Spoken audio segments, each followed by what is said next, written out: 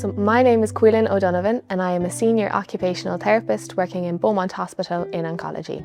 So as an OT, I work with people with physical, cognitive, psychosocial difficulties and help them to engage in everyday meaningful tasks. Common symptoms with a brain tumour. Symptoms can vary day to day and throughout the day. Becoming aware of your patterns can be helpful in managing your symptoms for meaningful tasks. An occupational therapist can review your symptoms and the impact that they are having on your function and come up with a plan to help you to be as independent as possible. So next we'll talk about cognition. So sometimes people with a brain tumour have thinking and memory problems.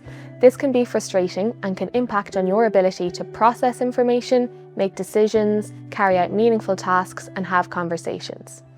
Cognitive changes can be caused by many different factors, such as the location of the brain tumour, the treatments, medications, fatigue, emotional, psychological factors, diet or alcohol.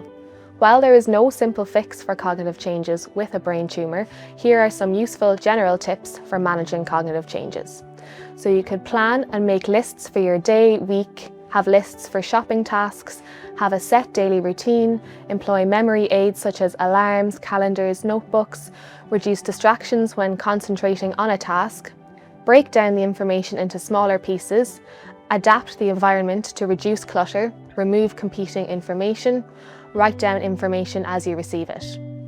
Please ask your GP to be referred to an occupational therapist for an assessment of your cognition and further advice if you feel you need it. If you feel your communication or language has changed, ask your GP for a referral to see a speech and language therapist. Let's talk about vision and perception. Some people may experience changes with vision and perception after a brain tumour.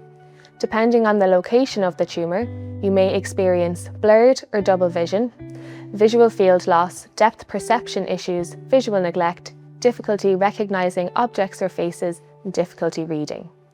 If you are experiencing visual field loss, some advice is to try and turn your head to scan your environment intentionally. So use contrasting colours on edges of objects or doors to increase visibility. If you are experiencing double vision, sometimes eye patching or prism lenses can be prescribed to help align vision. You will need to be referred to orthoptics for a review of this. Ask your GP for a referral.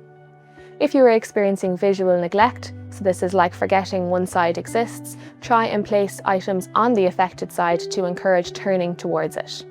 If you are experiencing depth perception difficulties, practice reaching and placing objects to retrain this depth perception deficit. If you feel you need further assessment and advice on managing your vision and/or perception difficulties, ask your GP for a referral to orthoptics or ophthalmology. Vision Ireland is another service that can support people with vision changes, and you can self-refer to Vision Ireland online. Managing fatigue. Many people who have a brain tumour experience fatigue. This can be as a result of the tumour, the treatment, or stress. While brain tumour fatigue can't be cured, there are ways to manage it. The first place to start is to analyse your fatigue. You can do this by keeping a fatigue diary to track your fatigue and help identify fatigue triggers. The 4 Ps are a common strategy that people use to try and manage their fatigue. The 4 Ps stand for planning, pacing, prioritising and position. Planning, so try and organise and plan your day in advance. Plan your meaningful activities around the times of the day when you feel energised. Pacing, so balance activity and rest throughout the week and day. Avoid taking on too much at one time. Complete activities at a steady and consistent pace, even if they require extra time to complete. Prioritise. Choose the activities that are most valuable to you. Cut out unnecessary tasks by delegating to others. Consider spending your time on meaningful tasks for you. Position. Be mindful of your posture. Have appropriate bed and chair height for resting. Change position to avoid becoming too fatigued in that one position, and balance activity and exercise with quality rest. Exercise is important when managing fatigue. For more information on exercise, please see the physiotherapy video. Physical and sensory deficits. Depending on the location of the tumour, size and treatment, the tumour can affect motor control, strength, sensation, balance and coordination. An occupational therapist can carry out a functional assessment to identify these symptoms that are impacting on your ability to engage in meaningful tasks.